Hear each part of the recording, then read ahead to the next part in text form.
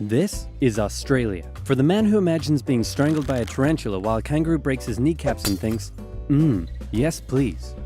For the man who pictures himself being eaten by a snake in the burning outback while eating a Vegemite sandwich and thinks, yes please. And that man was Governor Arthur Phillip, who landed in Eastern Australia in 1788, presumably saw a dingo being eaten by a crocodile, being eaten by a death adder, being eaten by a koala, being eaten by Mel Gibson, and thought to himself, yes, good.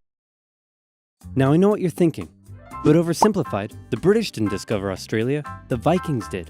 And you'd be wrong. I'm not sure why you'd think that.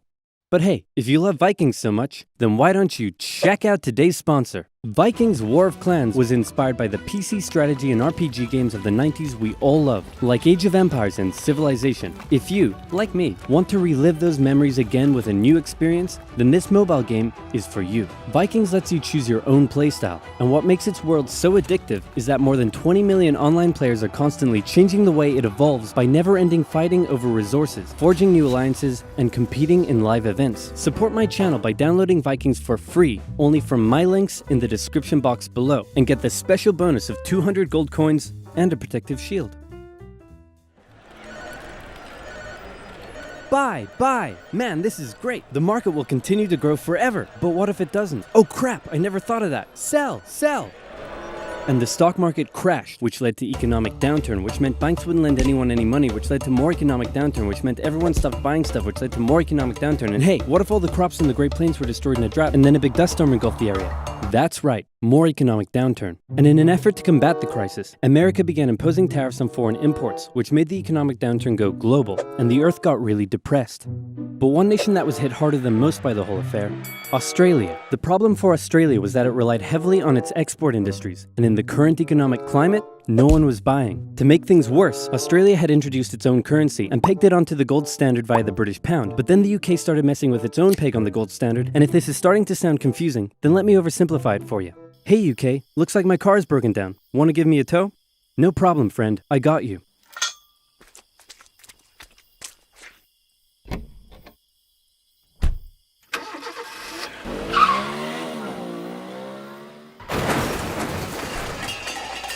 More economic downturn. The point I'm trying to make is things weren't good, and in particular, it was Australia's farmers that were suffering most. After the First World War, Australia had given returning veterans land for farming, but with the current economic crisis, the farmers just weren't making enough money, and many left to go find work in the cities. But for those who remained, things were about to get even worse.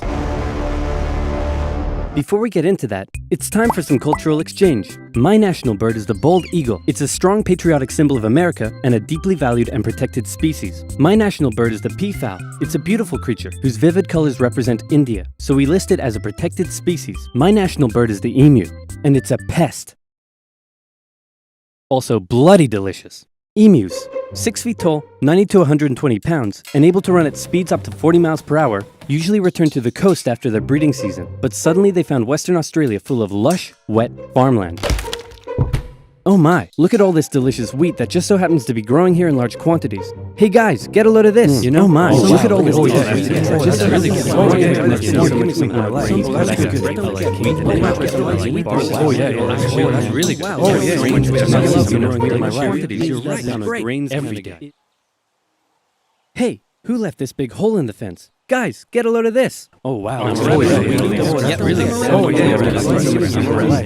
what I am. Great. What a lovely morning for some farming. What? Those damned emus, they have it in for me. They're bullies. They're nothing but bullies. Calm down, Bruce. They're just animals. It's not personal. Hey, Farmer Bruce, where did you find that hat? The toilet? Yes.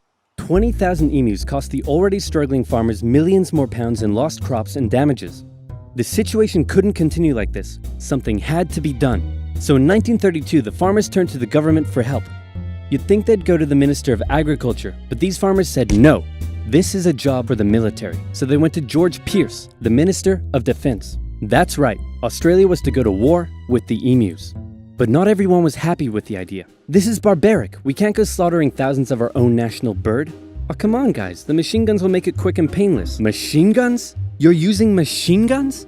This is animal cruelty. Look, I know it's unusual, but it's not like we're poachers turning the birds into feather hats. Think of the benefits. It'll be good target practice for our boys. The government can show it took action. Plus, I can get myself a nice new feather hat. Did I say feather hat? I meant I want to gather chat with you about getting you all some nice new feather hats. Did I say feather hats? I meant I want to wage terror at these emus and turn them all into feather hats. Damn it! Of course, Pierce first made the farmers sign an agreement saying that they would pay for the whole thing and that Pierce wouldn't take any of the blame if the operation, that was clearly very stupid, turned out to indeed be stupid. And the operation went ahead. Major GPW Meredith and his men were sent with 2 Lewis machine guns to hunt down and take out the evil emu population in Western Australia. Target spotted. Well, was it an emu? No sir, it's an emo. Damn it, Jones, learn your vowels. I'm sorry. Okay, it looks like the humans are coming for us, but check this out. I've come up with an amazing plan. See if you can follow me here, okay? When they approach, we run away. Sir, you're a genius. Pierce sent a camera crew along with the machine gunners to capture some good old propaganda for the government, and the first battle took place in November at Campion. The men spotted a mob of emus from a distance, so they set up their guns and opened fire. The emus split up into smaller groups and ran in every direction. The men were only able to kill what they called a number of birds, but the vast majority got away. Cut!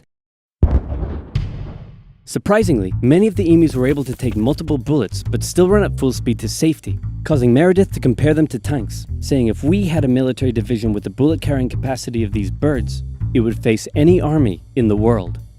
Okay, we need to get closer. No, you idiots, not to me, to the emus. Oh, sorry. No. I like it.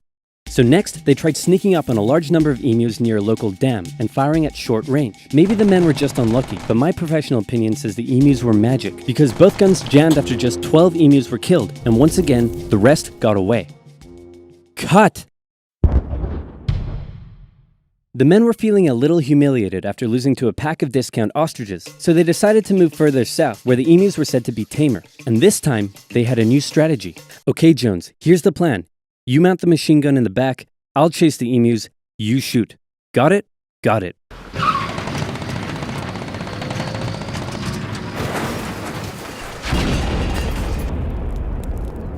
I'm gonna shove that camera up your... The operation was a fiasco, and the press had a field day. In Parliament, Pierce was lambasted, and an opposition party member suggested that medals should be handed out to the emus, who had won every round so far. Pierce, feeling quite humiliated, called the operation off, but 4 days later the farmers approached again and said, "Hey man, the emus are still eating all our crops. Can you send the army back out here?" And Pierce was like, "Yeah, okay."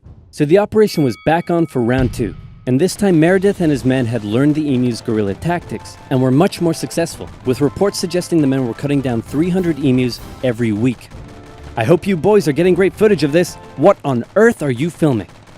Despite the success, the media had lost interest in the whole thing. But with 1,000 emus killed, Pierce finally ended the operation and returned to Parliament declaring victory for the humans. So there were 20,000 emus out there destroying crops, and you've killed 1,000.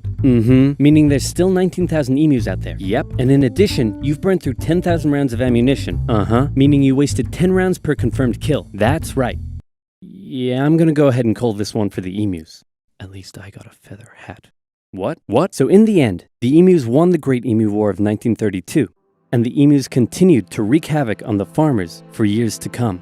The government introduced a bounty system, which saw some success. But for a moment, let's take some time to remember the brave men who said goodbye to their families and risked their lives to take on the great, evil emu population in Western Australia.